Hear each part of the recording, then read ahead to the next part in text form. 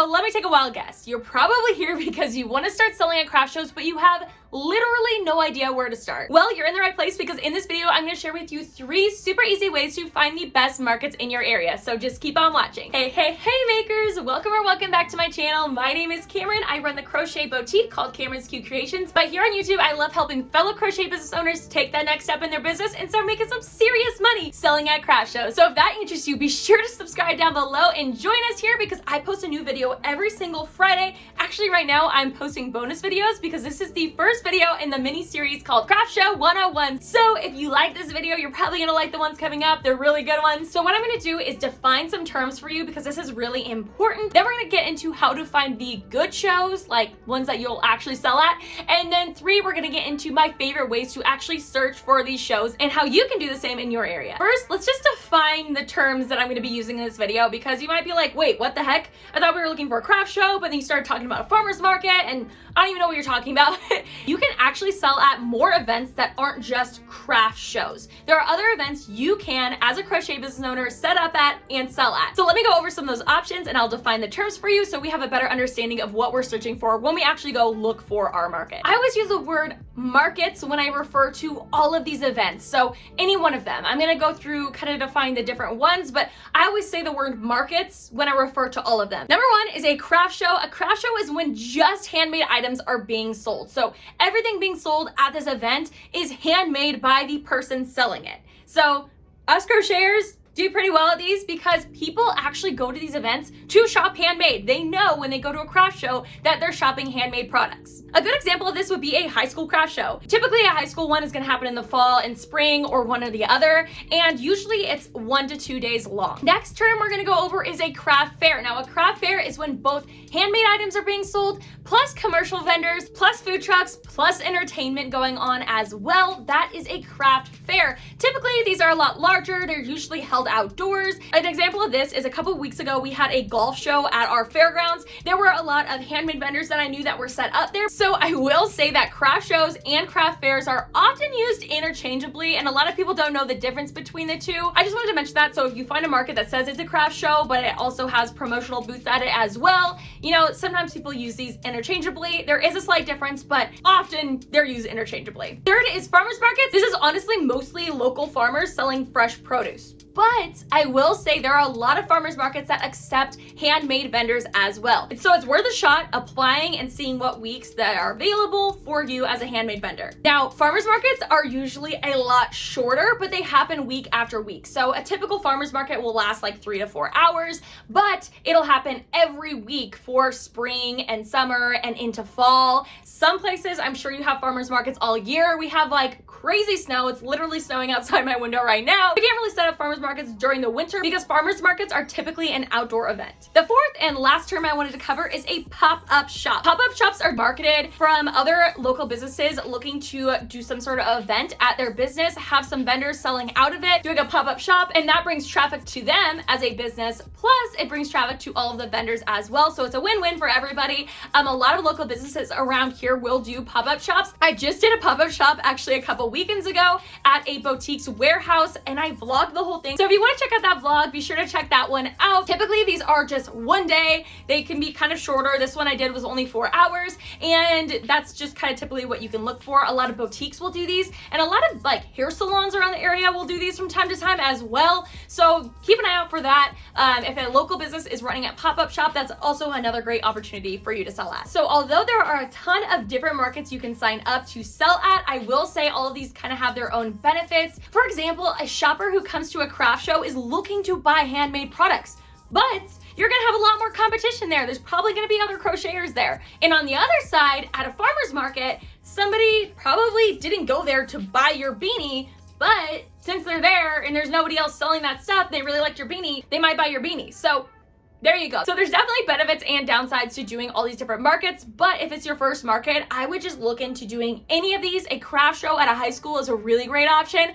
And also farmers market, just because they have so many weeks available. Farmers markets you might not sell as much at, but they're easier to get into. There's a lot more dates available and it's just shorter market. So if you're looking to do your first show and you don't want to commit to like 2 full days, a farmer's market might be a good option for you. So we defined our terms and now I'm going to tell you how to find the best shows for you, because this is really, really important. I actually have 6 tips for you to help you find the best shows for you. So we're gonna get through those before we get to my 3 main tips on how to actually find them. I know I'm talking a lot before we actually find these shows, but these things are actually really, really important to know before looking for markets, because you don't want to just look for markets, sign up for just anything, and have it be a total flop. But I will say there are a ton of uncontrollables when doing markets. If the weather is really bad, if it's raining at your market, but everything else you did was perfect, you know, you prepped really well, you remembered everything, you did your research, you knew that that show was going to be really popular, but then it rained and nobody showed up, well, you can't control that, right? There's things that you definitely can't control with market, but I'm here to give you tips on things that you can control and things that you should look for when finding good markets. If you go through this list of 6 things that I'm about to tell you, we'll say you're gonna have a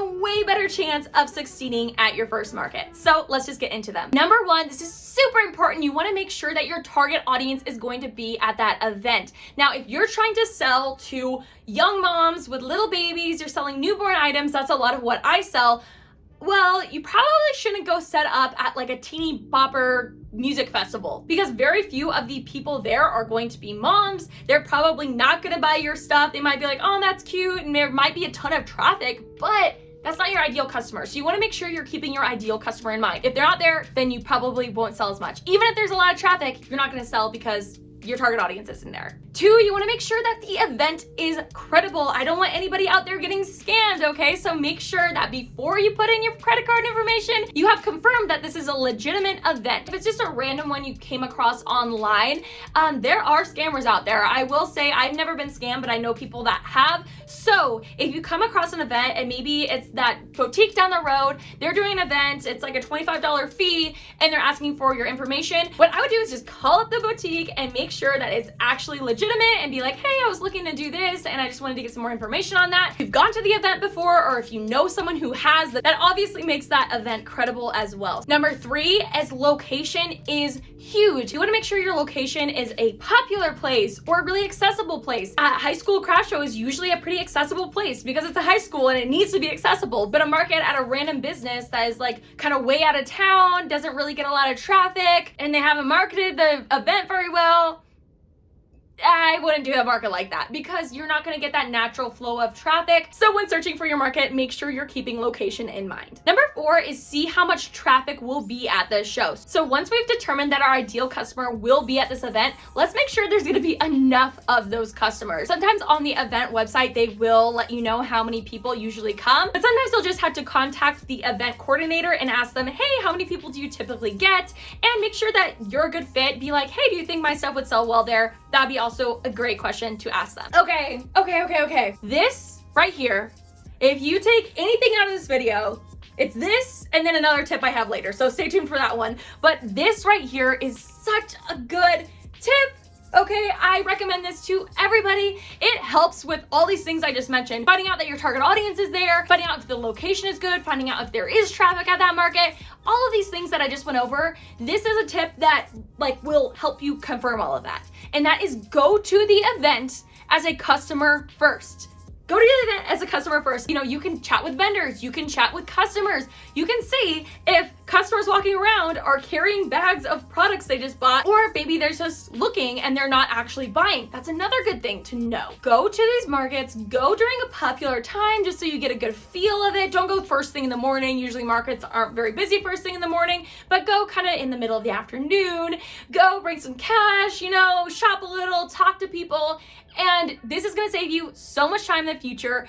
Will not waste your time. You can go and be like, oh, dang, there's not a lot of people here. This is my biggest tip ever. Go to the event as a customer first. I do this all the time. And it's fun. Bring your husband, bring your kids, make it like a fun thing, but also be taking notes, you know? Now, my 6th tip before we go into actually finding these markets is make sure that fee isn't super crazy. If this is your first show, over $100 for an 8-hour day is a little bit much. It's a little bit too much risk unless you really did your research, really know what you're gonna sell, really know your customer is gonna be there, you're feeling really confident, then maybe that'd be fine if it's like a $120 day. But I'll say most of my shows I do are $50 to $60 a day, and a full market day I usually say is about a full 8 hours. Anything over $100, I would probably not recommend for your first market. It's a little bit too much risk, and you're gonna learn so much after your first market that, yeah, maybe in a couple markets you do a bigger market and it is more of a fee and you do really well at it. But when you're first getting started, I suggest something like a high school craft show or a farmer's market. Sometimes it's $20 to $40 for a 4-hour day, and that's a really, really good option if you're just getting started out. Okay, I know I just talked a lot and there was a lot of information I threw at you. I hope you had a notebook and a pen, and I hope you keep it out because I'm about to give you the top 3 easiest ways to find markets in your area. Plus, after these 3 main tips, I actually have a bonus tip that is my all-time favorite way to find the best markets in my area. Number 1 is a simple Google search. Before you go, Camryn, yeah, I know, I've tried that a million times before. You're telling me to Google it, and I'm gonna be like, yeah, I am. Well, have you done it my way? Have you done it my way yet? Because I've done a lot of these markets, and I know what keywords people put in for the applications for their markets. And here they are. It's all of the terms that we went over earlier and defined. These are the terms that you want to look up on Google, okay? Yes, I'm just giving you the whole list right here. So all you want to do in your Google search is do your keyword term plus your location. I'm in Spokane, Washington, so let's just look up craft show, Spokane, Washington. Boom, okay. Now, all I need to do is look up each of these terms plus your current location. The cool thing about Google is they actually have a Google's event section. So if you want to click on that, then you have all these different events that you can scan through. That is a super great option to find markets in your area. So maybe you've tried this. Maybe you're like, okay, I've tried Googling stuff. Yeah, I've done the keywords, but I'm not really finding much. The next option for you would be join a vendor Facebook group in your area. These are amazing, and honestly, I just discovered them in the last year. They are awesome. A lot of vendors join them and they'll share events coming up, and you'll also get a lot of feedback on if it's a good event or not. Definitely worth trying. All you want to do in this case is look up your location plus vendor, enter. I'll pop on the screen the one I'm part of. You can get a better idea of what to search for, but I highly recommend checking it out. I'm also in the PNW, so there's a PNW group as well if I want to do a little bit more traveling. So the third way to find markets is craft show directories. There's actually 3 directories that you can check out. I'll pop them on the screen right now, and I'll also link them down below. There's craftmasternews.com, festivalnet.com, and artfaircalendar.com. All of these are directories that you can look up shows for in your area. Personally, I don't use these because Googling and being in the Facebook groups, I find enough events, but if you do the Google and you do the Facebook and you still don't find any events, this is a great option for you. Also, I get a lot of questions like, is there a website that I can just go to search for these shows around my area? And yes, there is. There's these 3 that you can totally check out. Okay, those were the 3 tips, but as I promised, I have a bonus tip for you, and this is my all-time favorite way to find markets in my area. But before we get into this last tip, I just wanted to go over something super exciting I have coming up, because if you're still watching this video, you're obviously really interested in selling at markets, and in order to sell at a market, you need to build an inventory. So I know building an inventory feels super overwhelming, so I'm going to make it easy for you and invite you to join the Market Prep Challenge that I am hosting from March 20th to March 24th. I have the link in the description box for you to go sign up. It's 100% free. It's literally just free value for you, plus accountability buddies to help you build an inventory for your first market. Okay, now the promised bonus tip. Here it is. Okay, listen up, take notes. Word of mouth. Yes, there you have it. There you go. Word of mouth. Word of mouth is my all-time favorite way to find the best markets in my area that I know I'm going to sell well at, because I'm talking to people who have actually sold at them and maybe sell similar things to me, or maybe they have a similar target audience to me and they know for a fact that I would sell well there, and they let me know. It's amazing. Word of mouth is great. There's definitely a community within vendors in your area. A lot of people are more than willing to share events they've sold really well at. You could be selling at a market and just be chatting with your neighbor and be like, hey, what other shows do you do? And they'll be like, I sell really well at these. Oh, I think you'd sell really well at this one. And trust me, this happens all the time when I set up at markets. I don't even have to search for shows anymore. I find the best shows just by talking to my vendor friends. But you can also do this if you're not a vendor at a show, you're just a shopper at a show. You can walk up and be like, hey, I also sell baby stuff, but I sell crocheted baby stuff, and I've been really wanting to do a market. Is there any like options around the area that you've heard of that you've done well at? And people are usually more than than willing to share that information with you. Thanks so much for hanging out with me in today's video, and I hope you learned a thing or two about finding markets in your area to set up at. I'd love to keep hanging out with you here on YouTube, and if you liked this video, I think you're gonna love this one, so check this one out next, and I will see you in this video right here. Bye.